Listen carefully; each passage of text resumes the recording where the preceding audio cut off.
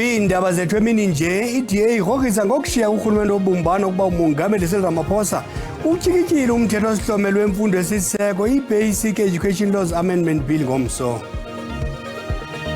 The conference really is to say we're decoding nuclear and addressing the following: understanding the science. Umphathi wezamandla nombane uGqr Kgosientsho Ramokgopa usindleke inkomfa yamandla enyukliya ePitoli.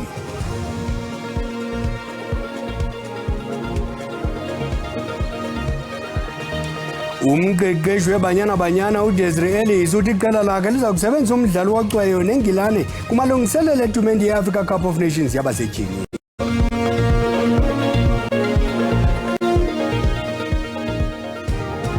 Inkosi mazole isitaka sithambile sithi nxatsho-ke emabandla asekhaya ngokusondela kwenu xa seniphakele ezisematheni emini nje masigawulise warhuqa.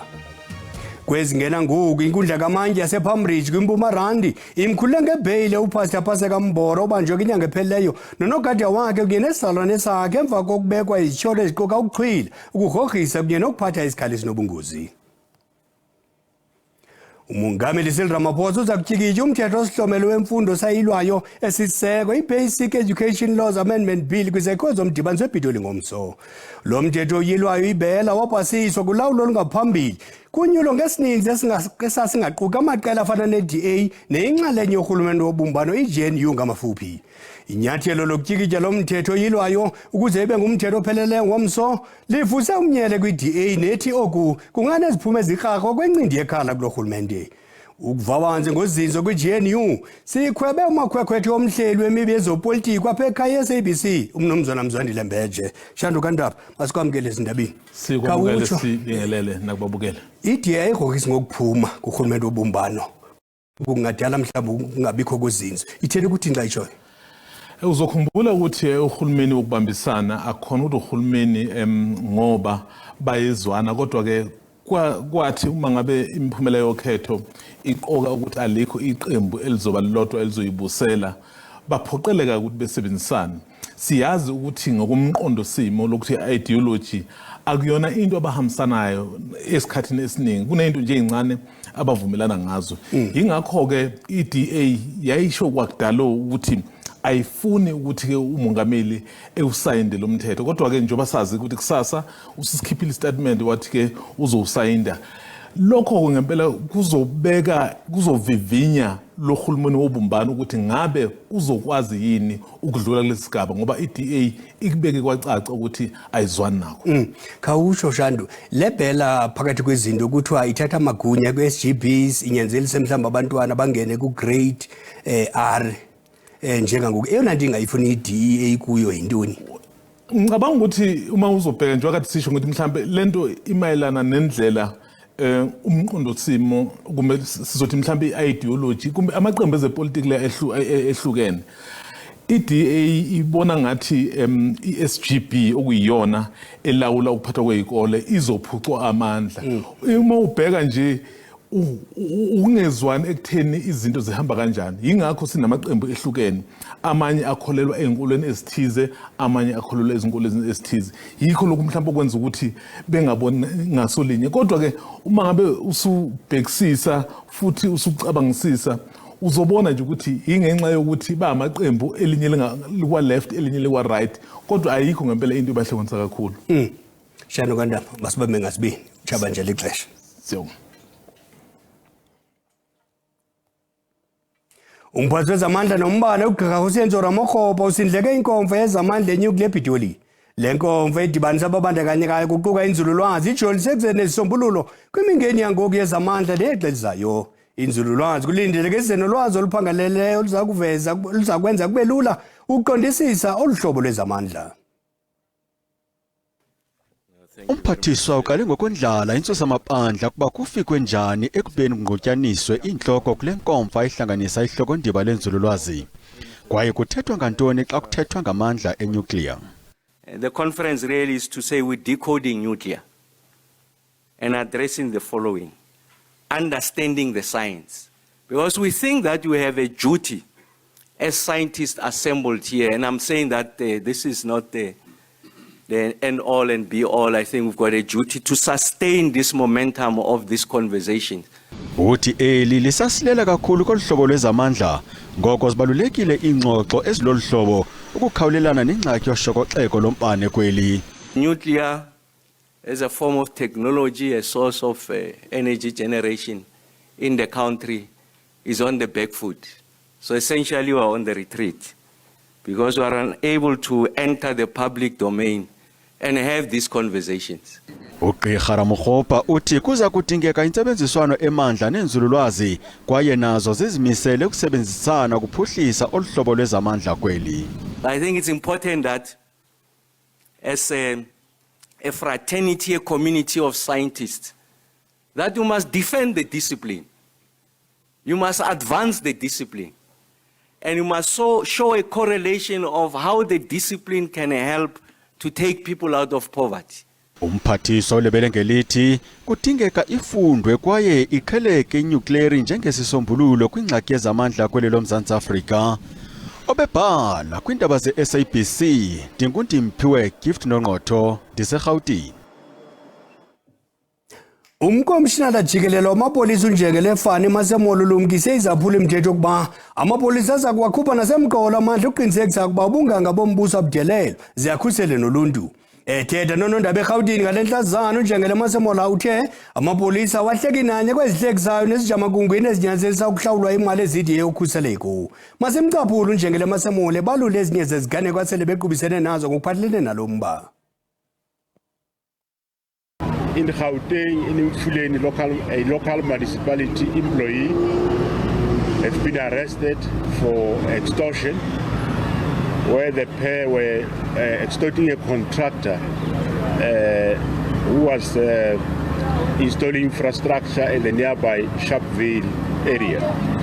Still in Gauteng, 3 suspects were arrested in Joburg CBD by the DPCI and Metro Police, who were also stopping the work of construction in the CBD by demanding money. In Cape Town, a Zimbabwean foreign national was also arrested for the murder of a 4-year-old in Joslovo informal settlement in Milnerton, where he shot the girl while he was fighting for his protection fee from the local spaza shop. The provinces of Gauteng, Eastern Cape, KwaZulu-Natal, Western Cape has been identified as the ones with the most reported cases. Hence, we reinforced these provinces. In Gauteng, of course, we are aware there is what is called a Boko Haram in Mamelodi. I have directed the PC that Boko Haram thing must come to an end, just like the Jerusalem in Limpopo in Twando, which were able to deal with it. Idiye igcine iwadi ezilishumi nesithandathu kunyulo lovalo zikhewu izolo. Unyulo lovalo zikhewu lubanjwe eGauteng, eFreystata, KwaZulu-Natal, eMpumalanga naseMntla-Ntshona. Abagqatswa abangama-80 abaphuma kumaqela ezopolitiko ali-13 bazigqatsele kunyulo lovalo zikhewu kweli jikelele. Iziphumo zonyulo lovalo zikhewu lubanjwe kwiiwadi zomasipala ezingama-23 kumaphondo amahlanu. Zibonakalise ukuba i-Democratic Alliance igcine iiwadi ezili-16 kumaphondo aquka elaseFreystata, KwaZulu-Natal naseMntla-Ntshona. Lo gama i-African National Congress igcine iwadi ezine zeyaphulukana neRain Nkonyeni thathwa ngumkhonto wesizwe party KwaZulu-Natal. Ukanti ke iNkatha Freedom Party igcine iwadi yaseNkandla ze i-Aljama yayithabathela kuyo iwadi yesixeko saseGauteng. Xa sibuye evenkileni sikaniphathele ezehlabathi neziquka ukupasiswa komthetho wokuhlawulisa abathumela amampunge kumaqonga onxibelelwano kwilizwe lase-Australia. Kodwa kuqala masithume unomngqushwane evenkileni.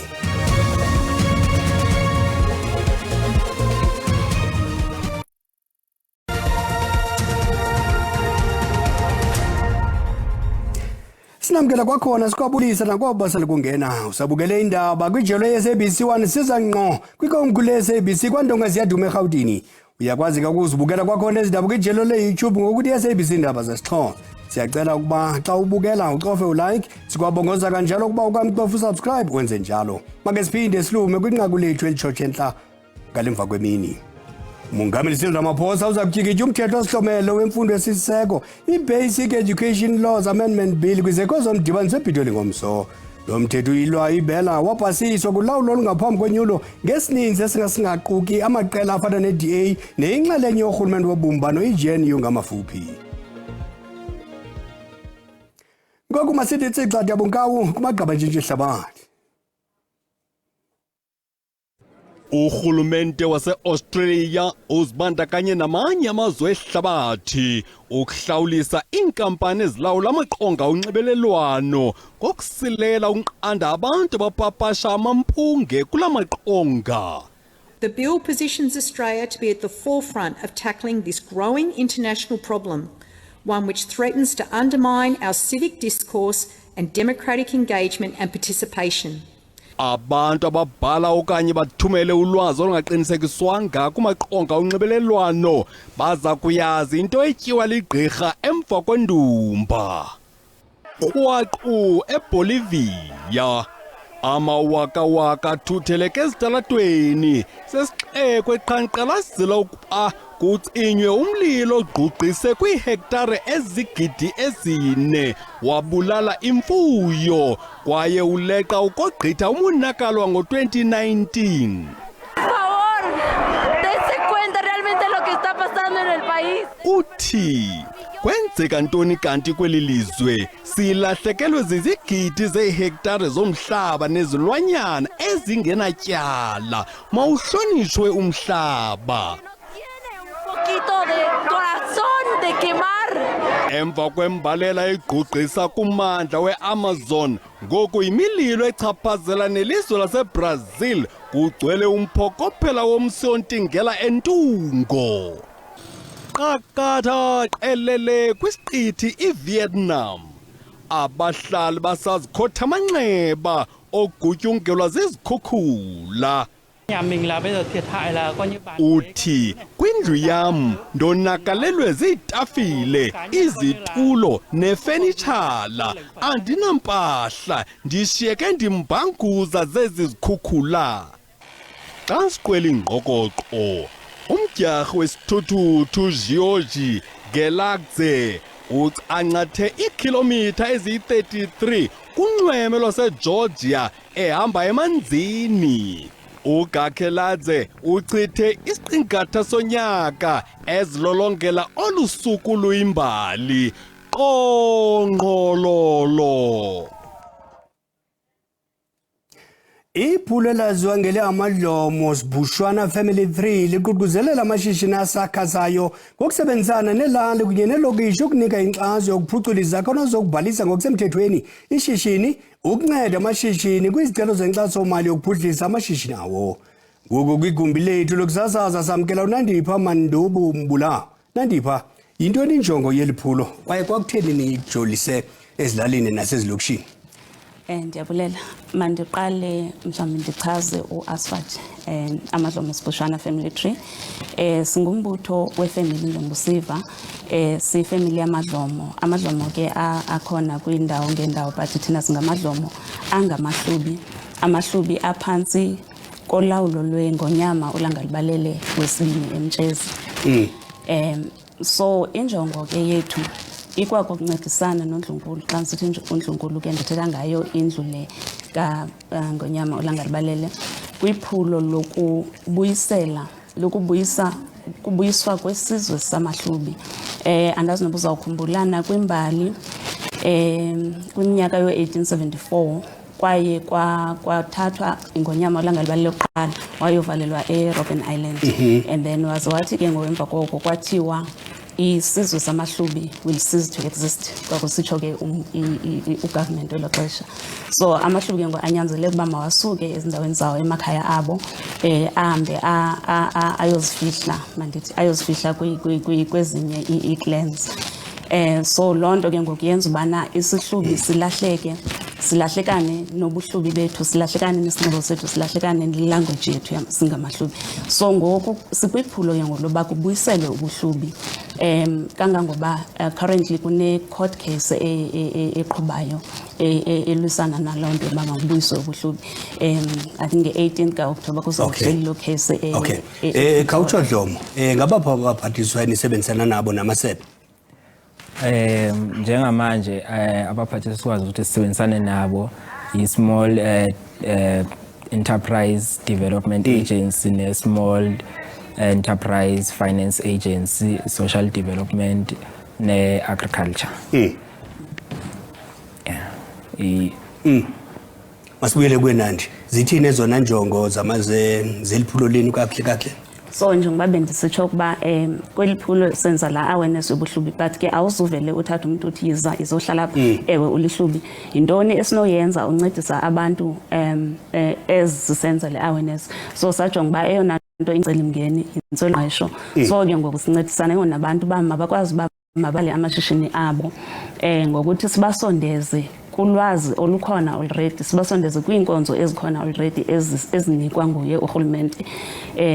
Ufumanisa uba ulwazi lukhona but lusezikhompyutheni. Abantu abasemakhaya abanazo iikhompyutha, abanako ungena ko-www bafumane le information. So siyakwazi ukuba sincedise ngokuthi sisondeze la masebe aseburhulumenteni nabantu endaweni eyi-1, and then bakwazi abantu ufumana uncedo abaludingayo nge-funding nokurejista ii-companies zabo nayo yonke into leyo.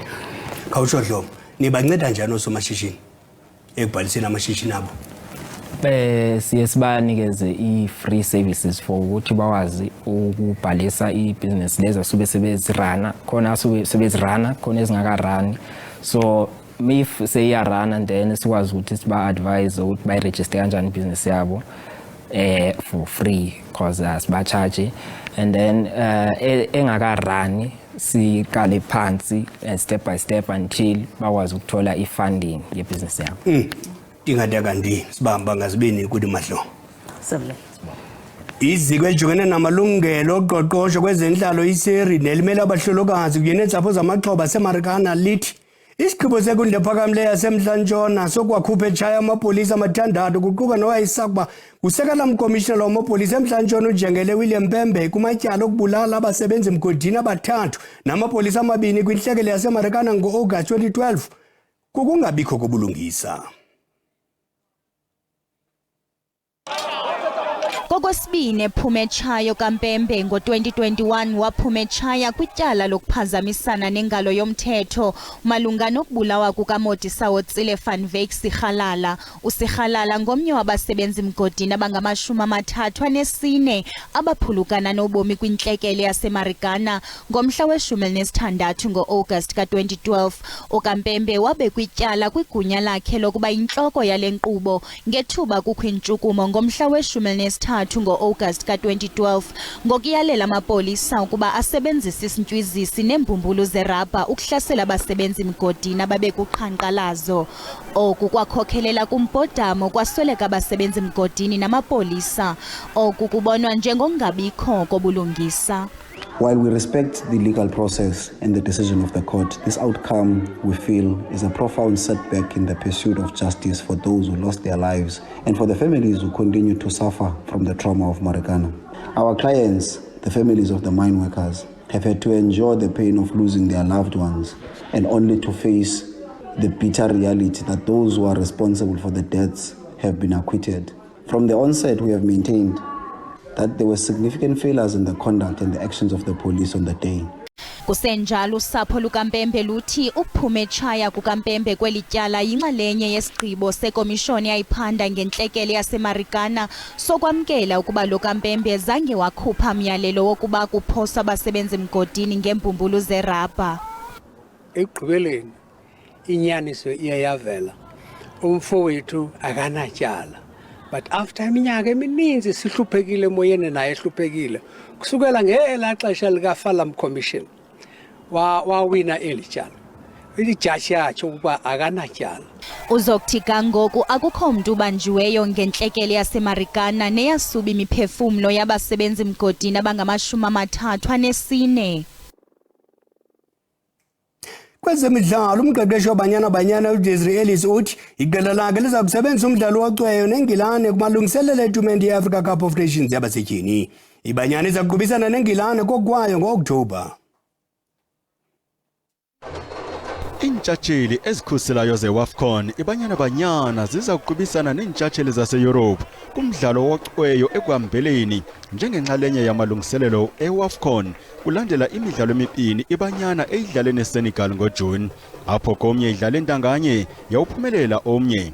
Iqela lamaqobokazana asekhaya lagqibela kwiminyaka eqabeleyo kwi-14 ukudlala namangesi ajike kwifinali yendebe yehlabathi.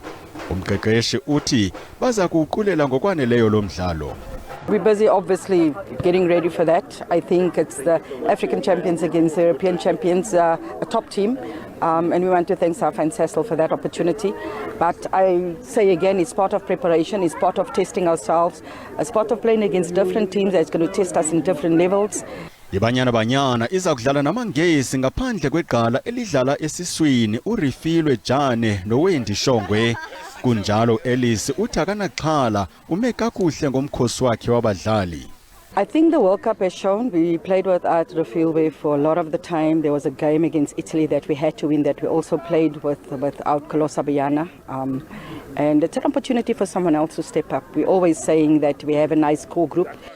Umongameli weSAFA uDanny Jordan Tlandlolo uthe umbutho wakhe uza kulwela kuba itumente elandelayo yeWAFCON isindleko leli loMzantsi Afrika. uEllis uthi kungakuhle ke kona kuba bayikhusele ekhaya intshinga yabo yeWAFCON. Isiqendu esilandelayo sale tumente silindeleke ngoJulayi walonyaka uzayo. Qonqololo ziyaguqa ziyakhotha zasemini nje masikhongozele ezilandelayo kwelijelo ngolwimi lwenkosi enhle iSwati ngecala emva kwesihlanu xa lisiya kunina ukuze sibuye thina ngolwimi lwekumkani uphalo ngentsimbi yesixhenxe kamnandi.